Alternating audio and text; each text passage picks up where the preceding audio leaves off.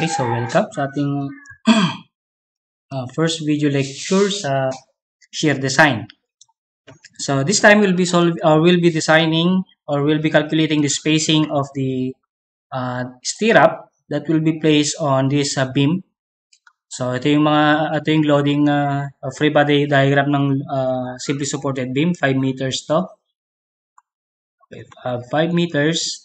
Yung factored uniform load is 7 kilonewton per meter, while the concentrated load is 370. Take note, factored load na to. So, hindi mo na kailangan ng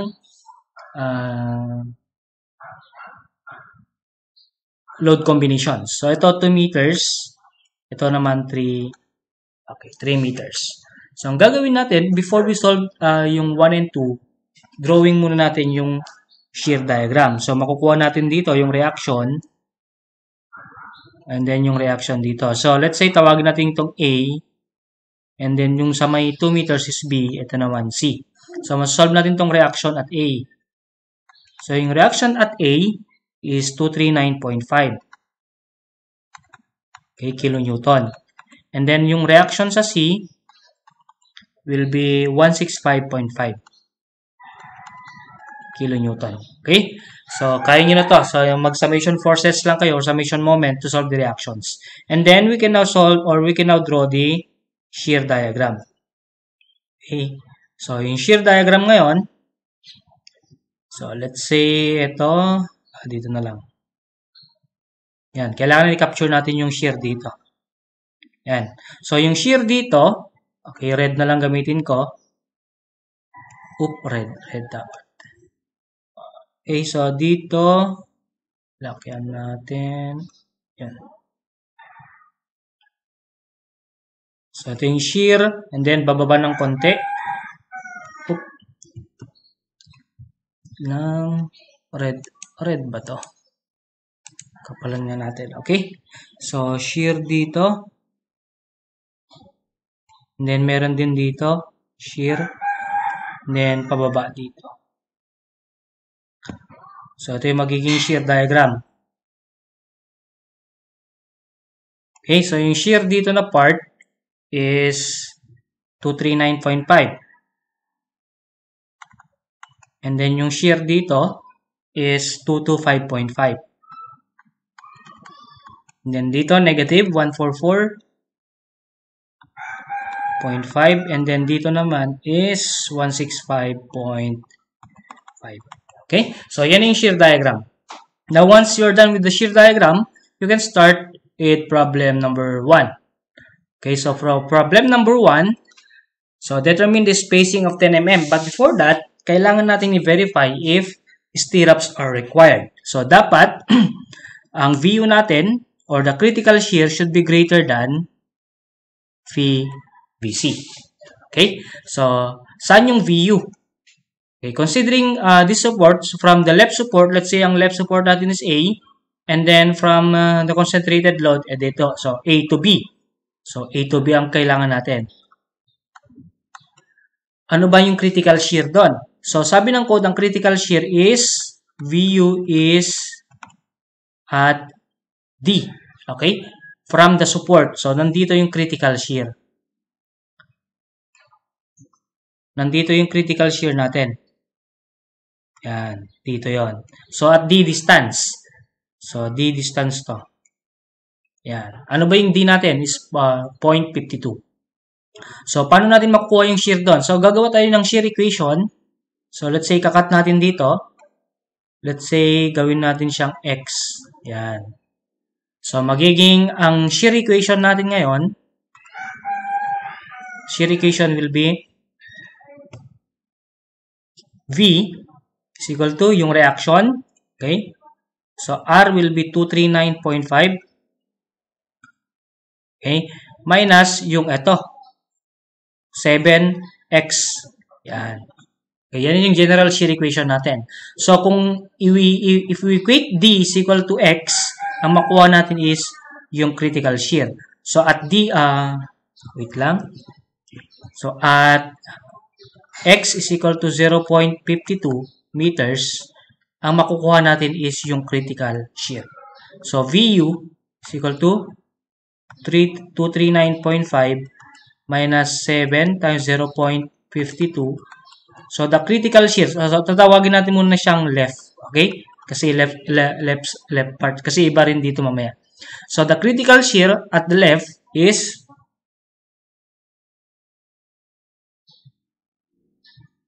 0.86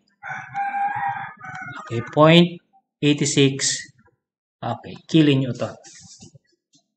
Okay, ito meron ka ng critical shear. Now, kailangan naman natin yung VBC.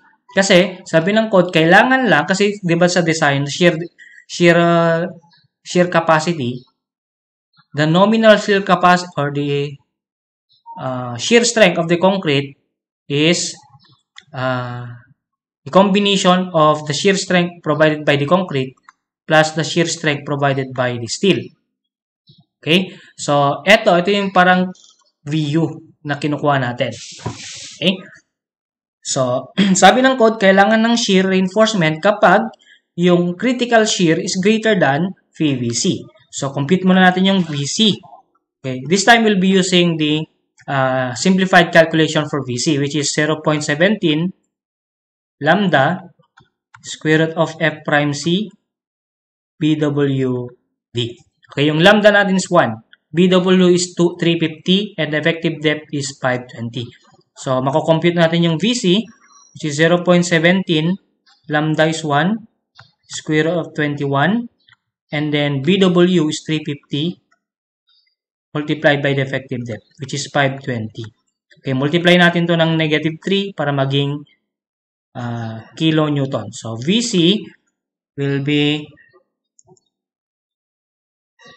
141.8 kilonewton. So, VBC, ang fee natin by the way is for shear design is 0.75. So, VBC now will be 106.4 kilonewton. So, compare mo yung shear capacity ng concrete versus the critical shear. So, less than. Hindi kaya ng concrete alone. So, kailangan ngayon ng shear reinforcement, yung VS. So, yun.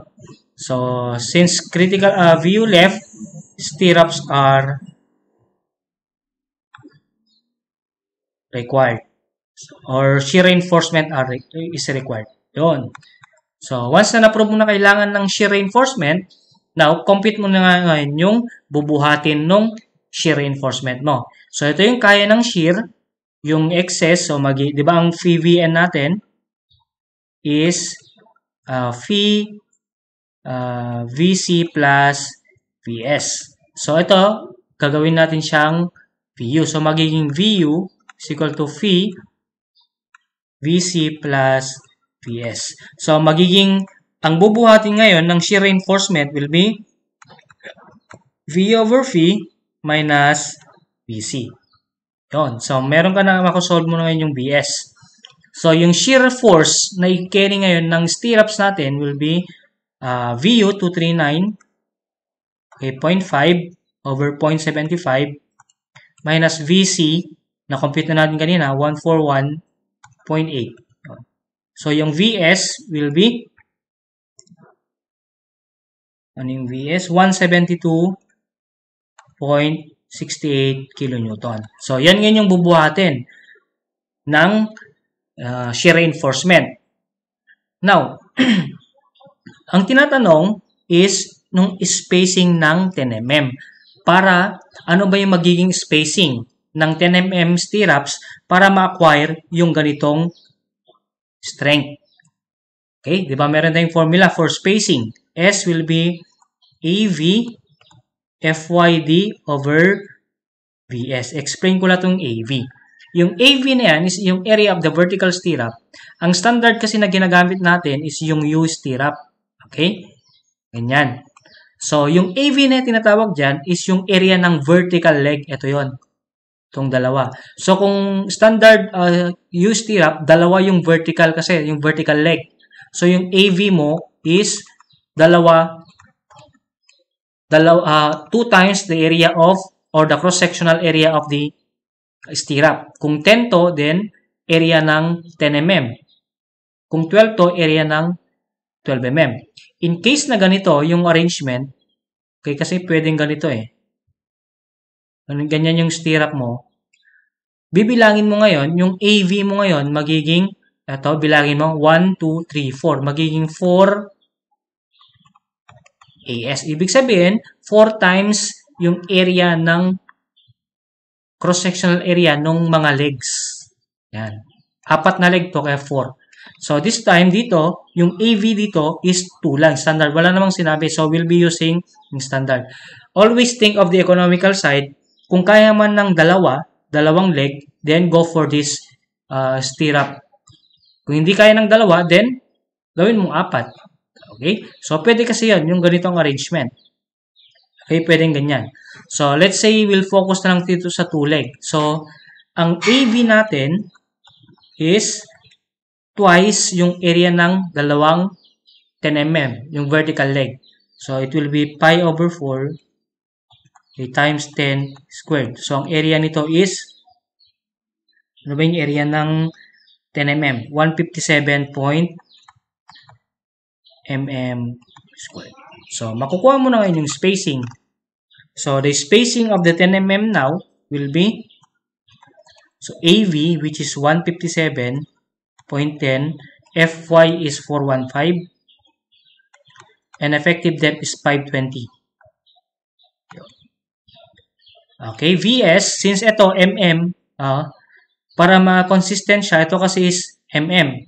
Newton per mm. Ito mm. So, dapat convert natin yung load ng Newton din. So, 172.68 multiply natin ng, so, magiging spacing ngayon ng shear reinforcement mo will be 196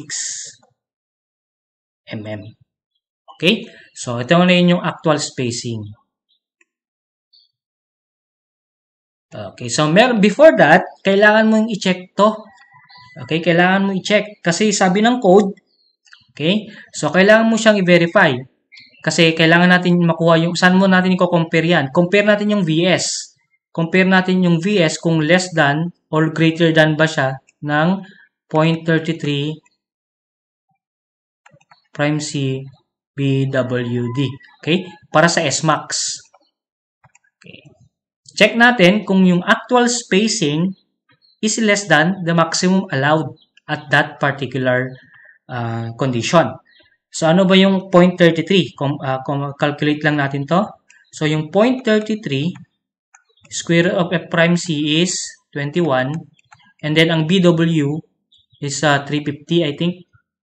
Okay, 350 multiplied by 520.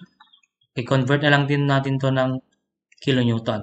So, ang magiging sagot nito is, ano ba yung 275.2. Okay, 275.2 kilonewton. Kasi, merong specific, okay, so when VS is less than 0.33 square root of F prime C BWD, tignan nyo sa module nyo to. Okay, sa outline natin, meron tong maximum allowed or the maximum spacing allowed by the code. So, when your VS is less than, check natin yung VS. Ano ba yung VS? Ito. So, sabi niya, pag yung VS is less than 0.33 F square root of prime C BWD, ang SMAX is D over 2. Okay, D over 2 or 600. Okay, D over 2 or 600. So, compare natin. I-verify ko lang. Yun. So, less than nga ba? So, yung VS natin is 172 and ito naman yung 0.33 is 275.20. So, less than. So, the maximum spacing allowed by the code is D over 2 or 600. Kung anong mas maliit sa kanila, yun ang magagovern. So, ang magagovern dyan is 520 over 2. So, ito yung magagovern, which is 260.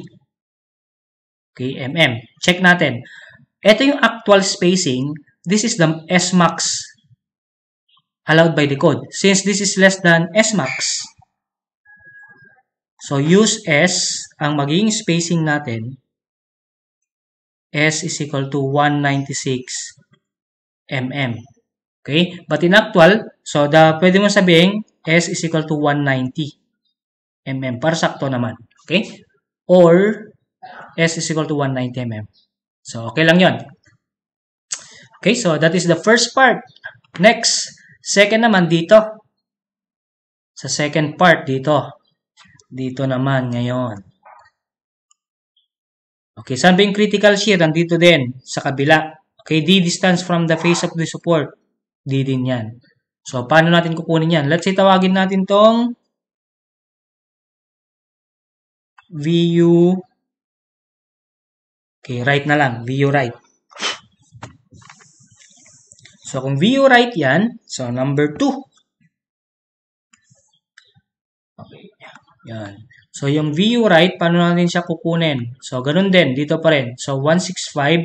Regardless kung sign, okay, ang kailangan lang natin, positive or negative, pares lang. Okay? Kasi vertical naman yun eh. Vertical load. So, absolute nyo na lang. So, 165.5 minus D. So, 7 times 0. Okay, 52. So, yung critical shear sa right support is 161.86. Okay, kilonewton. Yun. Yung VC, ganun pa rin. Okay? So, compare pa rin natin to. This is still greater than VC. So, kailangan pa rin ng stirrups. So, kung kailangan ng stirrups, kailangan natin i-compute yung shear force to be carried by the shear reinforcement. So, it will be VU over V minus VC. So, VU natin is 161.86 over ang V is 0.75. Okay? Minus VC. Ano yung VC natin? 141.8. So, ang magiging VS dito is 74 kilonewton. Okay, once na meron ka ng VS, compute mo na yung spacing. It will be AV FYD over VS. So, yung AV na-compute naman natin kanina. So, 157.10. FY is 415. D is 520. And then VS, i-convert natin to ng Newton. Doon. So, makukuha mong spacing dito is 458.10. Okay, 0.10 mm. Again, compare natin sa SMax. Since VS, ang VS natin is less than 0.33 BWD, ang SMax is D over 2 or 600. Again, kung ano yung sa dalawa, ang magiging pinakamalit sa dalawa. So, ang D over 2 is 260 mm. Okay, compare natin. Yung actual spacing na 458.1 exceeds yung SMax na allowed ng code, which is 260 mm. So, ano ngayon magiging spacing dito? Ano ngayon yung magiging spacing dito na part? So, ang gagamitin mong spacing ngayon, kung ano yung mas maliit sa dalawa. So, use S is equal to 260 mm. Yan. Okay. Himayin lang natin to Ulitin ko lang. So, when we compute the critical shear, ito yon. Okay? And then, sabi natin, kailangan ng stirrup kapag yung critical shear exceeds yung VVC, which is yung VVC is 106.4. Okay, mas malaki naman yung 161. So, kailangan ng stirrup. Now, nung kinompute natin yung VS, ito yung lumabas. And then, what will be the spacing of the stirrup to produce this shear strength ng steel? Ang nakuha natin is 458.10. Now, this is the actual. Kaya lang, merong limitation. Okay? Sinabi ng code, you have to limit the spacing for shear reinforcement. So, ano yung factor that will affect the maximum spacing? Sabi ng code, kapag yung shear strength provided by the steel is less than 0.33 square root of F prime C BWD, ang magiging maximum spacing is D over 2 or 600. So, D over 2 or 600. So, kung ano yung mas maliit sa dalawa. So, ang mas maliit is yung D over 2, which is 260. Ito yung maximum. This is the maximum limit of na spacing na sinet ng code. Now, yung actual na nakuha natin is 458.10, which exceeds yung limitation set by the code na 260. So, ano din ang susundin natin? Yung 458 ba or 260? Susundin natin yung 260. Or in short, compare mo yung dalawa, compare mo yung mga maximum, yung actual spacing and the maximum spacing out by the code. Kung ano yung pinakamaliit sa kanila, yun yung magka-govern. Okay?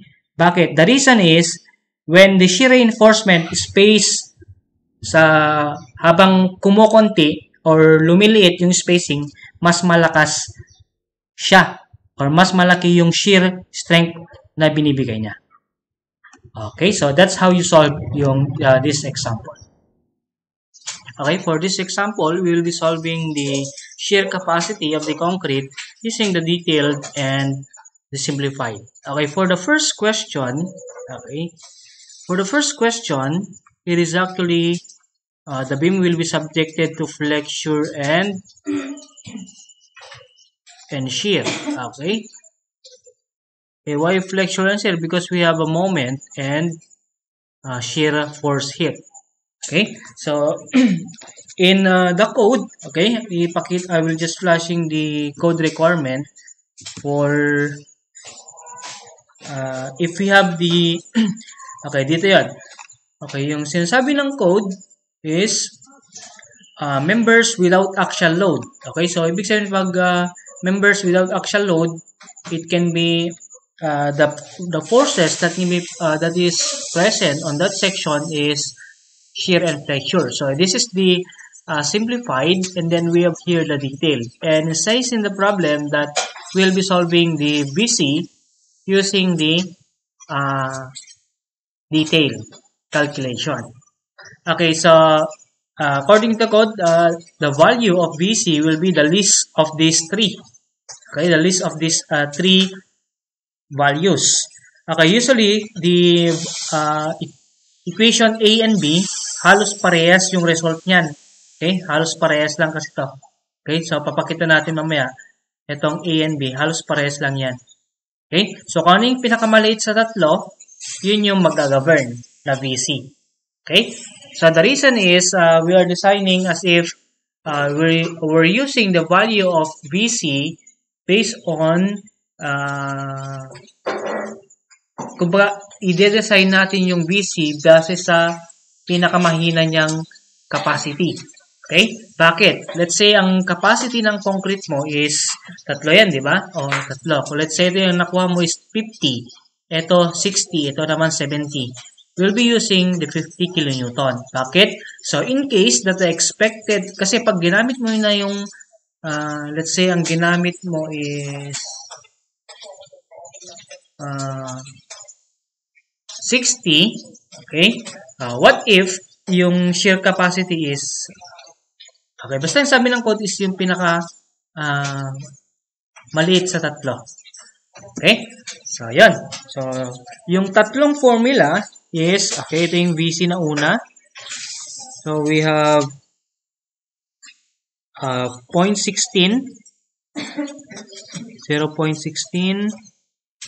lambda square root of F prime C, okay, plus 17 and then VUD over MU, yeah, multiplied by BW, okay, D. Okay, that is the first shear. Yung second naman na formula is, okay, yung B Ito yung 0.16. Okay, lambda square root of f prime c. Okay, plus 17 rho. And then multiplied by BWT. And then yung last, VC is 0.29. Okay, 0.29 square root of f prime c BWD. Okay, BW. Okay, sinulat ko lang yung tatlo para at least alam natin mamaya. Okay, let's start.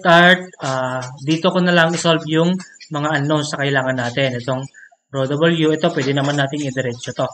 Okay, so yung rho, okay, it will be AS over BD. Okay, ano ba yung AS? Tatlong 32. Okay, yung AS ng main bar. So, pi over 4, okay, times 32 squared. Tatlo yan. So, over B. Ang B natin is 300. And then, ang D is 600. So, your rho will be 0.0134. Okay, 0.0134. Okay, so ito, pwede na natin calculate to. So, magiging sagot nito, it will be, okay, 0.16. Should be 16. 0.16. Lambda is 1. Okay, ito yung lambda natin. Lambda is 1. Square root of 28. And then plus, we have 17, 0.0134. 0.0134. And then ang VU, and so we have VU is 223. Okay, 223. And ang D is 0.6. Okay, over MU, which is 2134. Okay? And then BW is 300. Okay, times 600. And then multiply natin to ng times 10 raised to negative 3 para maging Newton. Okay, i-explain ko lang to. Ito is in kilonewton. And then ito naman meter. And then yung ito kilonewton meter. So magka-cancel lang yung kilonewton and then meter. Kaya consistent yung units yan. Okay? So yung sagot natin dito is 193.4. 193.4, we have kilonewton. Okay? So burahin ko lang muna to kasi para may space tayo. Yun. And then dito naman sa pangalawa na value ng VC, okay, computein lang natin. Okay, we have 0.16 times 1. Okay, times 1. Okay, times the square root of 28. Okay, plus 17. Okay, times 0.0134. And then, yung buong to, i-multiply natin ng 300 by 600. Okay? Multiply lang natin ng times 10 raised to negative 3 para maging Newton. So, approximately nasa 193 din to. Okay, 193.4 okay, kilonewton. So, almost equal kasi to. Halos equal. Kasi itong VUD over MU, usually ang result naman nito is halos 1 eh. Halos 1. Okay? Or close to 1. And then yung last ito, so we have 0.29 square root of 28 multiplied by 300 multiplied by 600. And then, convert natin to Newton. Kilonewton, sorry. So, ang magiging sagot niyan is 276.2 kilonewton. Okay? So, balikan lang natin yung code. Ang sabi niya, itong result natin ito, which is itong first is ito. 183.4. Itong B dito is itong second. Okay, ito yung A. Pakita ko lang. So, ito, isulat ko lang dito. Ito yung equation A sin SCP. Ito yung B. Ito yung C. Okay, sabi ng code, list. Okay, list of the following. list of A, B, and C. So, pinakamaliit. So, ang mag-govern dyan is, ang VC natin is 193.4. Yan. Ito na ngayon yung VC natin. Yan yung answer natin for number 1. Okay, number 2. Black dapat. Okay, for number 2, axial compression. Okay, subjected to axial compressive force. So, axial compression yung force. So, pag axial compression, yung NU is positive. So, NU is 268 kilonewton. So, saan naman doon yung gagamitin nating NSCP? Okay, dito naman tayo siya ngayon with axial, non-pre-stress, with axial compression. So, itong dalawa lang. Itong MU dito, yung modified lang dito, papalitan lang natin yung VUD ng modified moment. Okay, yung MU minus NU. Gagawin natin siyang MM or modified moment. Okay, so dapat yung modified moment daw natin should not be less than or equal to, or should be less than or equal to 0. Huh? No, I have a separate. Dapat ito is greater than 1. Okay, sa module. Tingnan nyo sa module.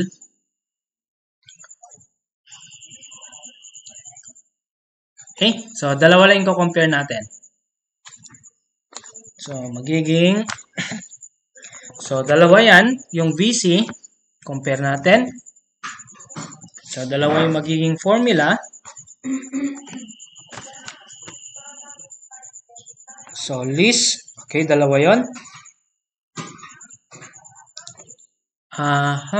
Yung axial compression, NU lang kasi given. Okay. So, dito, detailed kasi to. So, ang gagamitin pala natin dito is with axial compression kasi wala tayong MU eh. So, kung walang MU, pure axial lang siya, ito yung gagamitin natin. Okay, 0.17. So, isa lang to. So, dito tayo sa may simplified. So, yung VC dito, okay, so in case na merong moment, okay, so doon na din pwedeng gamitin yung detail. So, VC is 0.17. 0.17. So, we have 1 plus, we have NU over 14 times area of the gross. Okay, multiplied by lambda, square root of F prime C, okay, BAWD. Okay, yung gross area is ito yan. If this is the cross section of the beam, nandito yung AS eh. Okay, ito yung 300, ito yung 680, ito naman yung depth natin, effective depth, which is 600. Yung gross area is itong buong to ng concrete. So, 300 by 600. So, ang VC natin is 0.17. 0.17. Okay, we have 1 plus yung NU na 268. Convert natin to Newton para consistent. So, we have 14 multiplied by 300 multiplied by 680. Okay, so multiplied by 1, square root of 28. Multiplied by 300 by 600. And then, don't forget to multiply negative 3 para maging kilonewton. So, yung VC natin is 177.1 kilonewton. So, ito na ngayon magiging sagot natin. Yan. Yun. And then, yung number 3 is we have axial tension naman. Okay? So, axial tension. So, pag axial tension, ang VC natin is 0.17. So, we have 1 plus NU. We have 3.5. We have AG. And then lambda, square root of F prime C, BWD. Pero dito, pag axial tension, ang NU natin is negative. Okay, negative. Yung value natin, 270 kilonewton. Okay, So, yan. Pwede na natin substitute. So, VC, we have 0.17. Okay. So, we have 1 plus yung NU, negative 270,000. Convert natin to Newton. Okay. We have 3.5 multiplied by yung gross area, which is 300 by 680. Ito 1, ito square root of 28, multiplied by 300 by 600. And then don't forget to multiply negative 3 para maging Newton, kilonewton. So yung sagot natin dito is 100 by 0.7 kilonewton. So ito na ngayon yung VC natin. Okay? So yun lang. Okay? So ganyan gamitin lang yung detailed and simplified calculation for VC. Okay, so this will be the final example for the shear design. So this time we'll be designing 8 meter simply supported beam. Yung width niya is 250 and the effective depth is 450. And it carries a factored load including its on weight na 64. So you don't need yung load combinations. Factored na to. So these are the properties. So free design to. Ikaw bahala kung paano mo siya i-design. Personally, when we're designing, ang kinukuha natin is yung spacing. So what will be the spacing? So pag walang sinabing diameter ng stirrup, ang default na ginagamit is, ang gagamitin natin is 10 mm. Okay? So, yung 10 mm na to is kapag yung main bar mo is 10 mm hanggang 28 mm diameter. Pag greater than or pag 32 mm, pag mas malaki na sa 32 yung main bar mo, ang gagamitin mo na is 12 mm. Okay? So, yun. So, drawing muna natin. Calculate natin yung shear diagram. Drawing natin yung shear diagram. So, let's say ito yung simply supported natin, 8 meters. And then, yung loading nito is 64 kilonewton. So, drawing lang natin yung shear diagram. Ito yung reaction, mga reaction niya. So, parehas lang din yan. Okay? Similar, pag simply supported beam, ang shear dito is total load divided by 2. So, 8 meters to. So, yung reaction dito is 256 kilonewton. And then, ito rin is 256 kilonewton. So, yan. So, drawing lang natin yung shear diagram. Ganito lang naman yung shear diagram niyan. Okay. Ganyan. Yan. So, ito is 256. Ito rin is 256. So, kukunin lang natin to kasi ito naman yung center line 4 meters to. 4 meters. So, ang kukunin lang natin ito, yung isa. Okay? Para doon natin i-plot lahat. So, drawing ko lang ng mas malaki. Yan. So, yan. So, ito yung 4 meters. So, 4 meters na yan, ito yung center line. Kasi, imi-mirror mo lang. Kung ano yung spacing dito, yun na rin, kung ano yung spacing dito, yun na rin yung, kung ano yung magiging spacing mo dito, yun na rin yung spacing mo dito. Okay? Kaya yung kalahati lang kukunin natin. Okay, before that, kukunin muna natin kung saan lang yung talagang lalagyan natin ng stirrup. Okay, so let's say nandito yon yung lalagyan natin ng stirrup. Tatawagin ko siyang or hanapin natin yan. Okay? Let's say tawagin ko siyang X. Yan. Saan ba yon?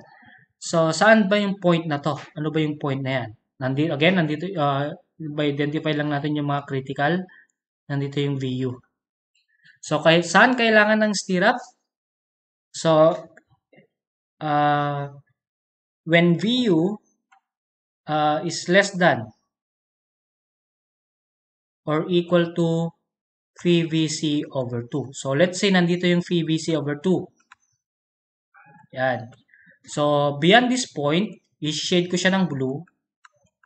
Yan. Hindi na daw kailangan ng stirrup dito na part, yung na-shadean ng blue. So, ibig sabihin, yung lalagyan natin ng stirrup, eto. Yung naka-shade ng orange. Yan. So, kukunin natin to. Ano yung location na kailangan ng stirrup? Yun yung first step. Okay, first step. Okay, number 1. Step 1. Kamo na lang. Okay. So, first, kailangan natin to. So, equate mo lang. Okay, di ba meron tayong shear equation. Kakat natin dito. So, let's say, gawin natin siyang x. Yung general shear equation natin is R, yung reaction, minus W times X. Or, yung shear natin is 256. General shear equation ta, minus 64X. Yung X na yan is yung location.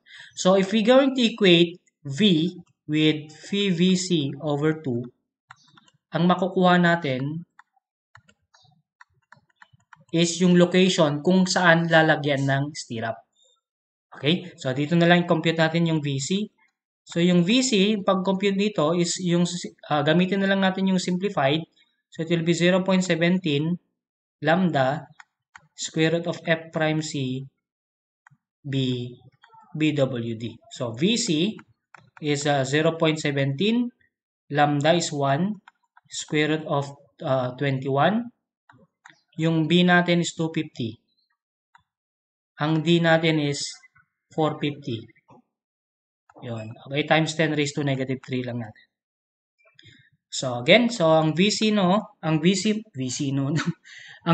now will be 87.6 kilonewton. Okay, so equate lang natin. Ang phi, remember, ang phi natin for shear design is 0.75. So, yan, igagawin na natin. So, 0.75 multiplied by VC, which is 87.6 over 2. Yan. Is equal to 256 minus 64x. So, yung x natin will be, calculate ko lang kasi di ko pa na-solve ito, 0.75 times 87.6 over 256 divided by 64. So, 3.49. Okay, gawin na lang natin 3.5. Okay? So, 3.5 meters. Di ba 4 meters to, yung kalahati. So, hanggang 3.5 lang yung lalagyan natin. Beyond this point, yung shaded, theoretically, yung shaded ng blue, hindi na kailangan ng stirrup. Okay, personally, when I'm designing the shear reinforcement, I usually limit my spacing or tatlong klaseng stirrup. I usually limit my spacing to 3 spacings. Okay? Para lang simple yung pagkabit later on. Kasi pag maraming spacing, medyo nakakalito later on sa mga magpa-fabricate. Okay? So, usually, I limit my spacing sa 3. So, ang gagawin natin, diba? I-redraw ko lang to. I-redraw lang natin dito. So, kung ito yung okay.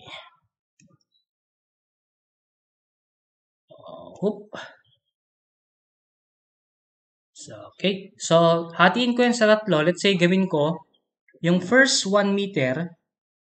Yan. Okay. Yung first 1 meter dito. Dito yung 1 meter and then, wala. Wait lang. Kasi nandito yung kailangan natin eh. So, nandito yung VVC over 2. Okay, yan yung 3.5. Okay, 3.5 meters. So, let's say hatiin ko siya sa 3 regions. Okay, nandito 1 meter, 1 meter. Okay, ito. Okay. So, yun. So, let's say A to, B, C, and then dito naman yung D. And then yung E, yung center line. Okay, magsimula ako sa A to B. Okay? So, sa A to B, mapapansin mo, ito hatiin ko siya, ito 1 meter. 1 meter. Ito 1 meter din. Ilan na lang natitira? So, 1.5 naman to. 1.5 meters. Okay, sa A to B, exactly 1 meter siya. Sa A to B, exactly 1 meter.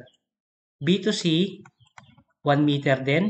And then C to D is 1.5 to complete yung kung saan kailangan ng stirrup. Kaya lang, from A to B, nandito yung critical shear. Okay? Nandito yung critical shear. Yung VU. Another region dito is yung VVC. Okay? Hanapin nga natin yung VVC. I-explain ko mamaya kung bakit kailangan yung VVC.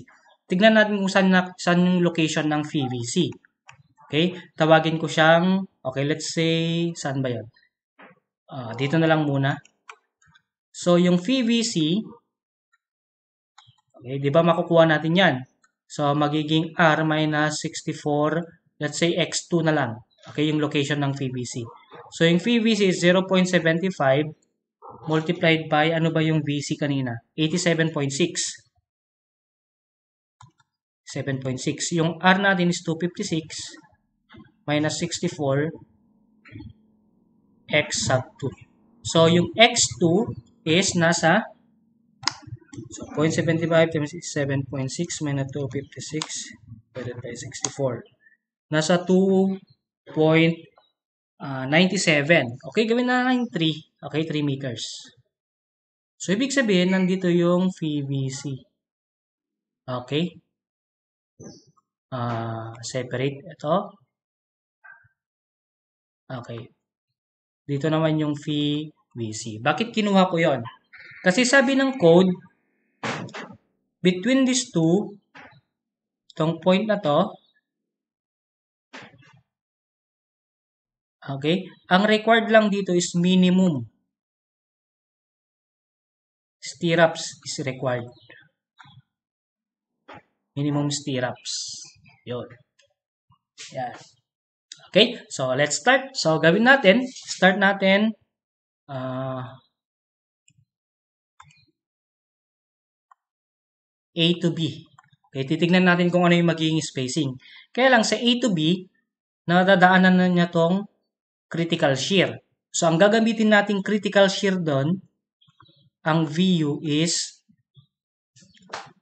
it will be at D distance. Yung critical VU is at D distance.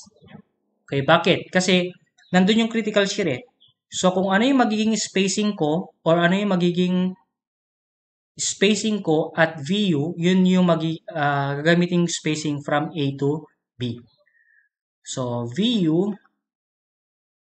is, ano ba yung R? 256. Okay, minus 64 times 0.45. Okay, yung VU ko ngayon, so 256 minus 64 times 0.45, 227.2. Okay, 227.2 kilo Newton. So 256 minus 64 times 0.45. Okay, 227.2 kilonewton. Yan. Okay, so 227.2. Check natin if kailangan ng stirrup dito. Kailangan yan kasi na-prove natin eh. So, ang magiging spacing, kukunin natin yung VS. So, it will be VU over V minus VC. So, yung VS will be 227.2 over 0.75 minus VC na 87.6. So, VS will be 227.2 over 0.75 minus 87.6. So 215.3. 215.3 we have kilonewton. And then the spacing now at that point is AV FYD over VS. So meron na akong AV, yung 10 mm, standard 2-leg stirrup. So 157.10. Ano yung FY natin dito? Wait lang. 415. So 415 multiplied by 450 over VS 215 300. So ang S natin is 415 times 450 205 300. So magiging spacing natin dyan is 136. Okay, 136.3 mm. Yun. So kung 136 point, gawin natin sakto or gawin natin S is gawin natin 130 mm. Pero usually kasi sa site, mas maganda yung multiples of 25. Okay? Mas maganda yung multiples of 25. Pero okay na to 130 mm. Yon.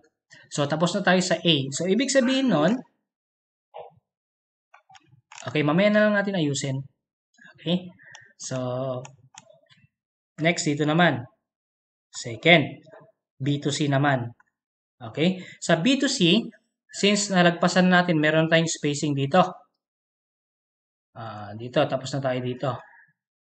Yan. So, para dito na portion, na region, B to C, ang gagamitin kong V ngayon, ito yung magiging VU ko ngayon. Okay? Yung sa mismong B. So, ano ba yung VU doon? Or yung shear, ultimate shear doon sa may point B. So, makukuha natin yon. So, VU sa region ng BC,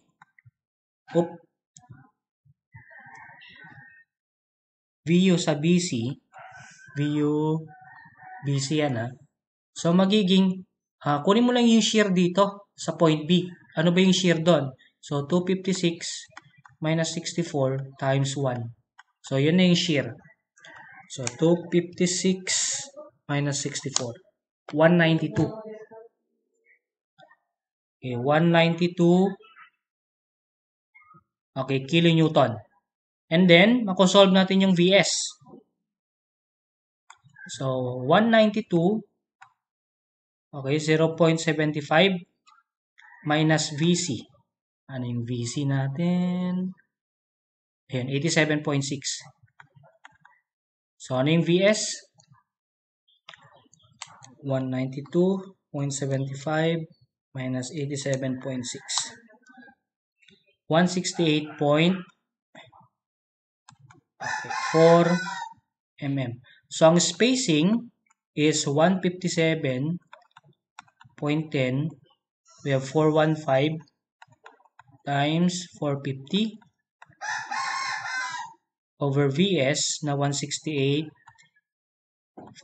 So, ano yung S dito?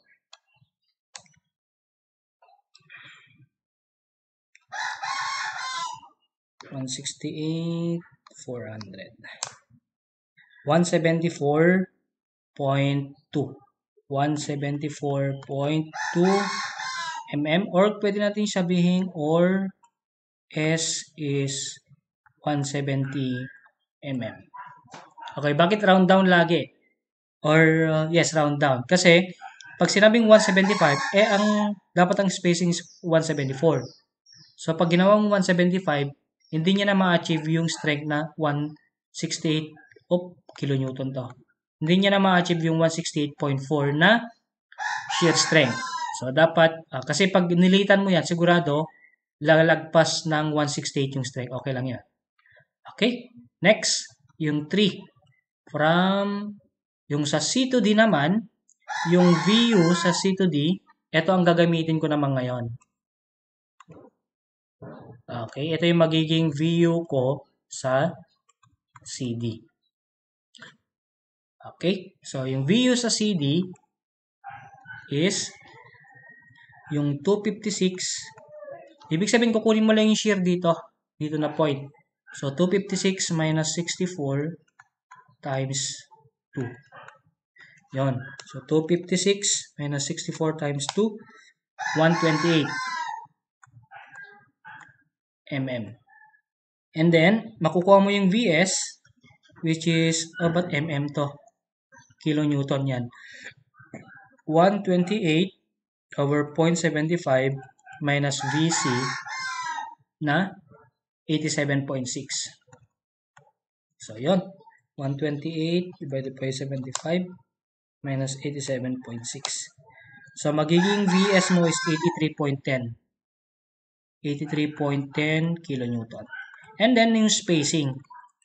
Okay, yung spacing will be 157.10 415 multiplied by 450 over 83,100. So, maging spacing is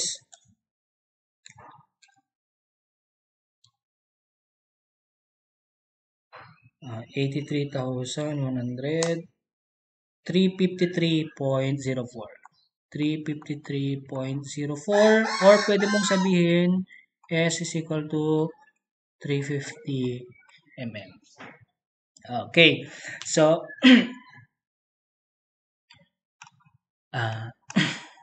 okay, meron na tayong mga actual. Okay, actual spacing. Ano ba yung mga actual spacing natin? So, ito yung mga actual spacing natin. 170, 350, and 130. Yan. I-check natin ngayon sa maximum. Okay. S-max. Minsan na lang natin i-verify. So, kailangan natin yung 0.33 F'C BWD. Diretso ko na lang to. Okay? So, yung sagot dyan is 0.33 square root of ano yung V? Ayun, 21. 21 times ano ba yung B? Ang B natin is 250 times 450. Diretso ko to. 170 to. So, 170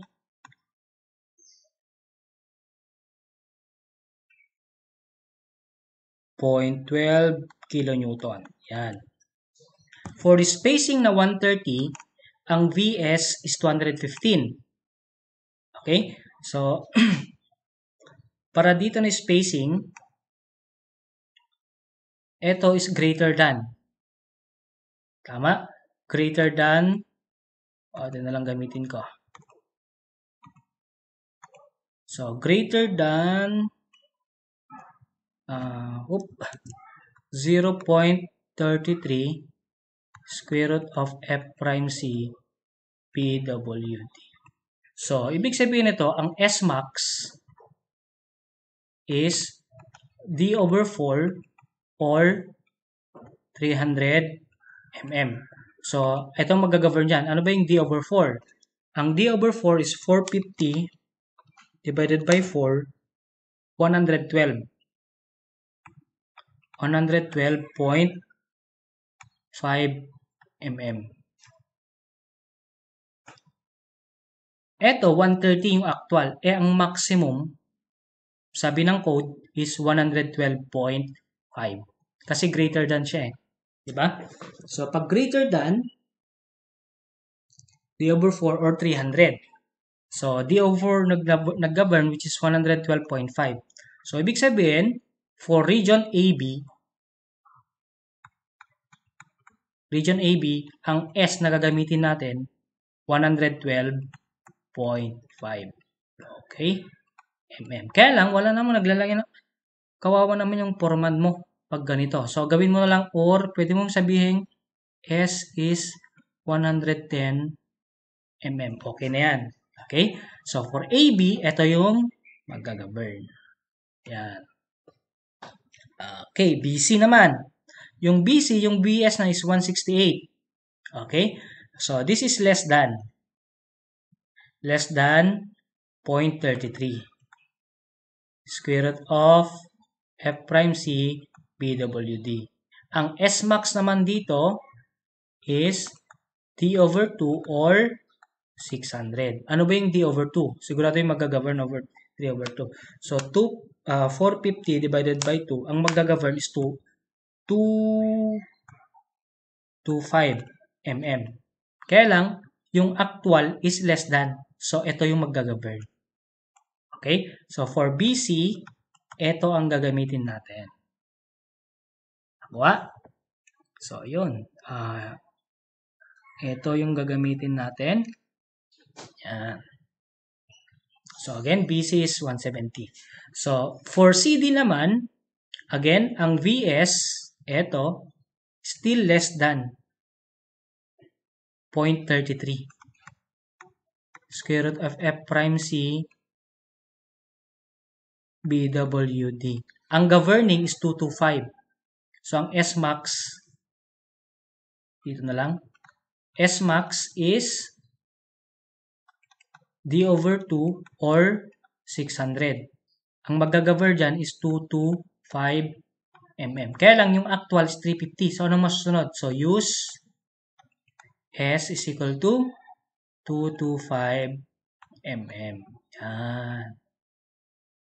So, summarize lang natin ha. Okay, region. Or gawin natin region. So, AB, BC, CD. Okay, sa AB, ang S na gagamitin natin, ang AB is 110 mm. Sa BC, ang gagamitin natin is 170 mm. Sa CD, ang gagamitin natin is 225 mm. Okay? So, yon. So, drawing natin or schedule natin. So, let's say ito yung beam natin. Yan. Gawin nating black.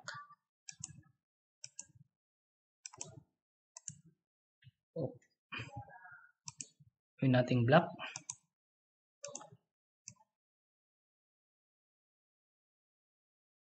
Okay na yan. So, hatiin natin ha. So, dito yung, let's say ito na lang yung center line. Okay? Center line, 4 meters. 1 meter, 1, hatiin muna natin. Saan yung pambura ko? Ba't na?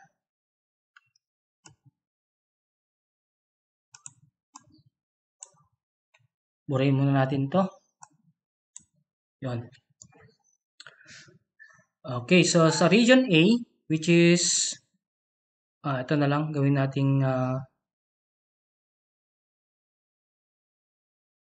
yan. Center line lang. Yun.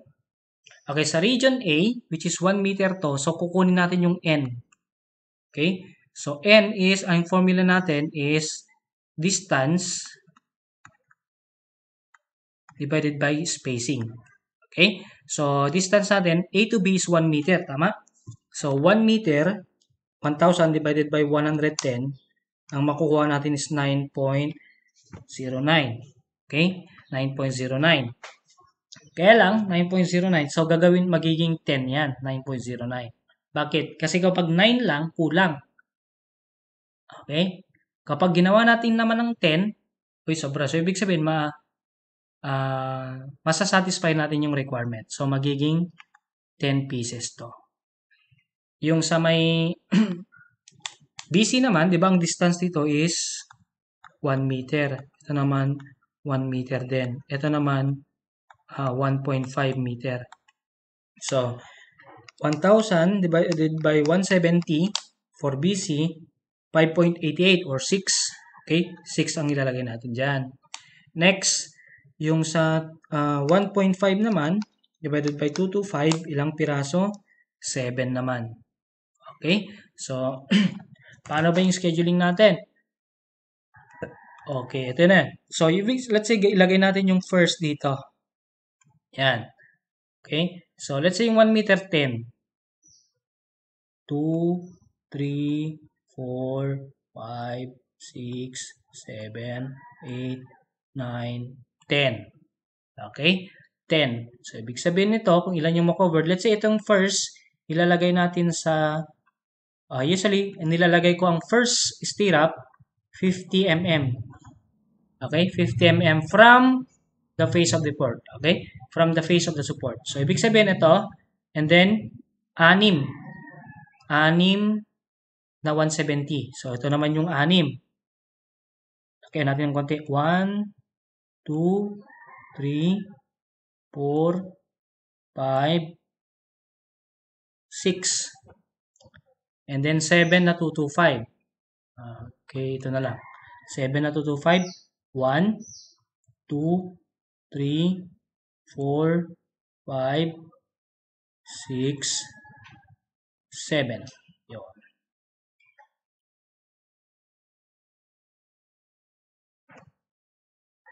Okay, so check natin kung yung requirement na masasatisfy natin yung requirement na malalagyan is 3.5. So, dapat ito, hanggang dito is 3.5 meters. Okay, ito, 10 110. So, ibig sabihin, 10 times 110, and then 6 na 170, and then 7 na 225, dapat, pag nagsama-sama mo to, greater than 3.5. So, check natin. 10 times 110, 10 times 110, 1,100 mm. Ito naman, 6 na 170, 10,020 mm. 7 na 225, 1,575. So, pag tinotal mo yan, 1,100 plus 1020 plus 1,575, 3,695. Okay. Sir, pwede lang ba yan? Di ba ang sabi mo, 3 hanggang 3.5 lang yung lalagyan. Pero bakit sumobra to? Okay lang yan. Kasi, kahit hindi kailangan ng stirrup, nalagyan natin. Okay? So, okay lang yon. So, ibig sabihin, okay na tong arrangement na to. Okay? So, ibig sabihin, hindi ko sinasabing ganito ba lagi? Okay? Depende. Kasi, ikaw naman magde-design eh. Ikaw magde-design. So, pwede mo siyang gawing every 0.8 interval. Okay? Ang ginawa ko lang dito is every 1 meter. O, kung gusto mong equal, di ba yung 3.5, pwede mong hatiin to 3 regions yan. So, 3.5 divided by 3. Ano ba yung 3.5 divided by 3? Para every 1.1 yung interval mo. So, depende sa'yo na magde-design. Okay? Pwede naman na ito lang. Okay, yung critical shear, kung ano yung spacing ng critical shear na 110, yun na yung gamitin mo sa buo. Pwede yun, hanggang sa 3.5. Pwede yun. Kaya lang magastos masyado sa stirrup. Okay? So, isa. So, personally, I use 3 spacing pag nagde-design ako ng shear. Pwede namang 5, pwedeng 4, depende sa'yo na nagde-design. Okay? So, basta sa first region, kung always use yung critical shear. Ito. Okay? So, that's it. That's how you design shear reinforcement.